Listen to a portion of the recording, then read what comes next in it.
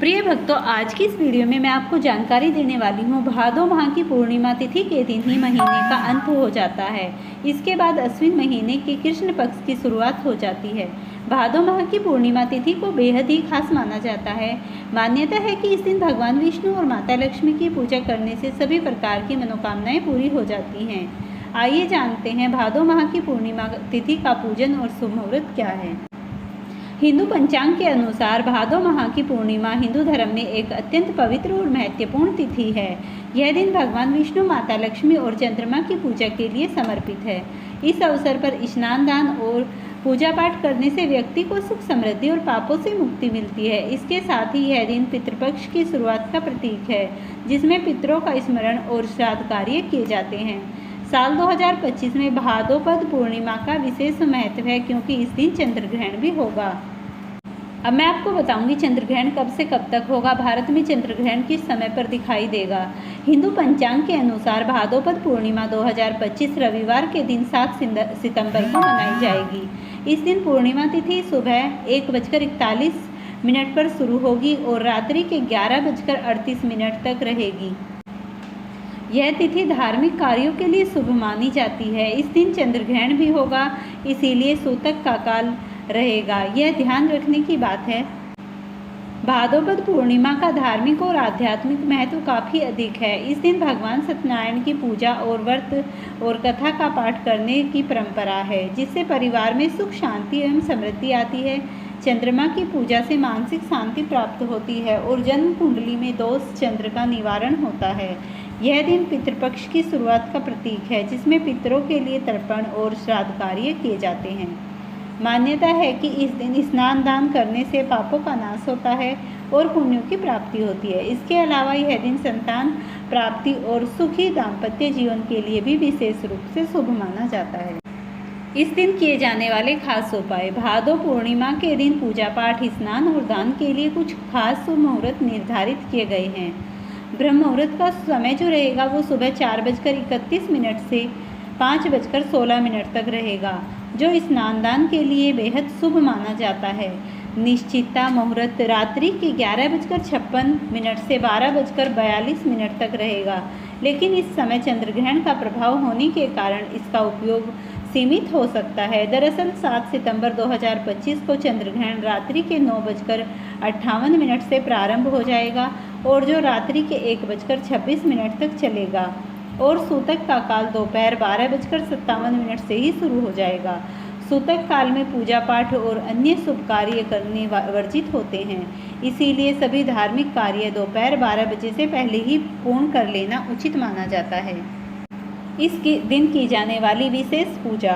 इस दिन सुबह ब्रह्म मुहूर्त में उठकर किसी पवित्र नदी जैसे गंगा, यमुना या अन्य किसी या घर में ही गंगा जल डालकर स्नान करना शुभ माना जाता है। स्नान के बाद सूर्यदेव को जल अर्घ्य अर्पित करें और उस दिन ओम मंत्र ओम सूर्याय नमः का जप करें। यह कार्य मन को शांति और शरीर को पवित्रता प्रदान करता है। इसके बाद पूजा स्थल को अच्छी तरह साफ करें और एक चौकी पर लाल या पीला कपड़ा बिछाएं। इस पर भगवान विष्णु, माता लक्ष्मी और चंद्रमा की मूर्ति स्थापित करें। पूजा सामग्री में रोली, चंदन, फूल, धूप, दीप, नवेद, पंचामृत और फल शामिल करें। पूजा की तैयारी के दौरान शुद्धता और भक्ति का विशेष ध्यान रखें। इसके साथ ही इस दिन भगवान सत्यनारायण की पूजा करना विशेष रूप से शुभ माना जाता है। इस कारण आप सत्यनारायण व्रत कथा करें और जो सुख, शांति और समृद्धि के लिए अत्यंत फलदायी मानी जाती है। पूजा के दौरान भगवान विष्णु के मंत्र ओम नमो भगवते वासुदेवाय नमः और माता लक्ष्मी के मंत्र ओम ह्रीं ह्रीं क्लीं कमले कमलाय प्रसीद प्रसीद श्री ह्रीं श्री महालक्ष्मी नमः का जाप करें। इसके बाद पूजा के बाद ज़रूरतमंदों को अन्न, वस्त्र, धन या सफ़ेद वस्तुएं जैसे दूध, चावल और मिश्री का दान करें। यह कार्य चंद्र दोष को दूर करने और पुण्यों की प्राप्ति कराने में सहायक होता है। इसके साथ ही पितरों के लिए तर्पण और श्राद्ध कार्य करें, क्योंकि यह दिन पितृपक्ष की शुरुआत का प्रतीक माना जाता है। पितरों की तृप्ति के लिए तिल और जल से तर्पण करना विशेष रूप से शुभ माना जाता है। इस दिन के व्रत के नियम। भादोपद पूर्णिमा का व्रत रखने की परंपरा है। इस दिन सात्विक भोजन जैसे खिचड़ी, फल, दूध का सेवन करें। मांस, मदिरा तथा तामसिक भोजन की पूरी तरह बचना चाहिए। दिन भर भगवान का स्मरण करें और क्रोध, नकारात्मकता या अनैतिक कार्यों से दूर रहे। यह व्रत और नियम जीवन में शांति और सकारात्मकता लाने में सहायक होते हैं। चंद्रग्रहण के समय गर्भवती महिलाओं के उपाय और पूजा कैसे करें? इस दिन गर्भवती महिला को तेल से बनी चीज़ों का प्रयोग नहीं करना चाहिए, जैसे कैंची, सुई, चाकू आदि नहीं चलाना चाहिए। यह अशुभ माना जाता है। चंद्रग्रहण के समय महिलाओं को बाहर नहीं निकलना चाहिए। जिन महिलाओं को गर्भवती होती हैं उन्हें अपने घर में चंद्रदेव के दर्शन बिल्कुल भी नहीं करने चाहिए। आहार विहार का ध्यान रखना चाहिए। ग्रहण से पहले ही भोजन कर लेना चाहिए। ग्रहण के दौरान कुछ भी नहीं खाना चाहिए। शरीर पर तुलसी पत्ता या कुछ सा रखना शुभ माना जाता है। पवित्रता बनी रहती है। पूजन और श्रद्धा।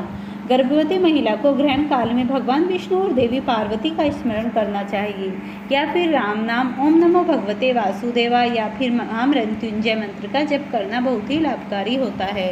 इस दिन गर्भवती महिला को ग्रहण खत्म होने के बाद स्नान करके साफ कपड़े पहनकर तुलसी माता और भगवान विष्णु की पूजा करनी चाहिए। अंत में दान करें। अनवस्त्र या फल का दान करना बेहद शुभ माना जाता है।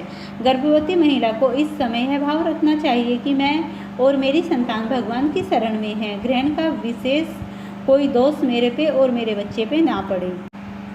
ग्रहण के दौरान भोजन न करें, बाहर ना निकले, तुलसी कुसा पर बैठे।